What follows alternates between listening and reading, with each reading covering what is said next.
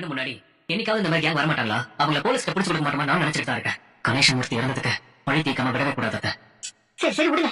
சட்டை சொன்ன மாதிரி எதுக்கு நம்ம கஷ்டமான விஷயத்தெல்லாம் பேசிக்கிட்டு வேற ஒரு நல்ல விஷயத்த பேசுவோம். அக்கா, நம்ம ஊர்ல ராமலிங்கம் இருக்காருல்ல? யாரு அக்கா? அத நம்ம செல்ல தாய் மக ராமலிங்கம். ஆமா, அவருக்கு ஒரு பையன் இருக்கானாக்கா. அவனும் நம்ம ஷாலி மாதிரியே லா காலேஜ்ல படிச்சுட்டு வக்கீல் தொழில் படிக்கிட்டு இருக்கானா.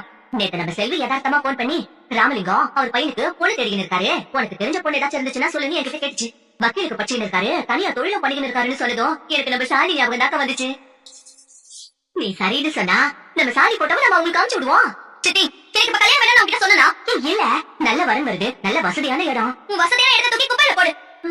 நான் படிச்சு முடிச்சு டிகிரி வாங்கிட்டு மேற்கொண்டு படிக்கலாம்னு யோசிச்சுட்டு இருக்கேன். சும்மா கல்யாணம் அது பேசிக்கிட்டு இருக்கேன். நான் அவ்வளவுதான் சொல்லிட்டேன். கேக்கா, அவளை விடு, அவ சின்ன பிள்ளை. நீ நாக்க சொல்ற? அவதான் இப்போதைக்கு கல்யாணம் வேண்டாம்னு சொல்றாளே, அவசரப்பட வேண்டாம். என்னன்னு பாப்போம். நான் போய் ரெஸ்பான்ஸ் வராத. இத்தனை நாளா நடத்திட்டு இருக்கேன். சாப்பிட்டவங்க எல்லாருமே சாப்பாடு நல்லா இருக்கு, ருசியா இருக்குன்னு சொல்லுவாங்க. ஆனா வித்தியாசமா பண்றீங்க, நீங்க நல்லா வருவீங்கன்னு சொல்லி பாராட்டுறதெல்லாம் இன்னைக்குதான் நடக்குது. தினமா ரொம்ப தேங்க்ஸ். தேங்க்ஸ் சொல்லக்கூடாதுன்னு சொல்லிருக்கேன்.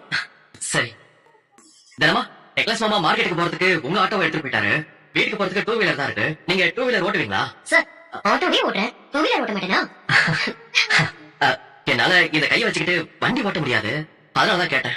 புரியுது. அண்ணா, எல்லாத்தையும் எடுத்து வச்சுட்டு கடையை பூட்டிருங்க. இந்தாங்க, சாவி உங்ககிட்டே இருக்கட்டும். காலையில சீக்கிரமா வந்து கடையை திறந்துருங்க. சரிண்ணா, நீங்க போயிட்டு வாங்க.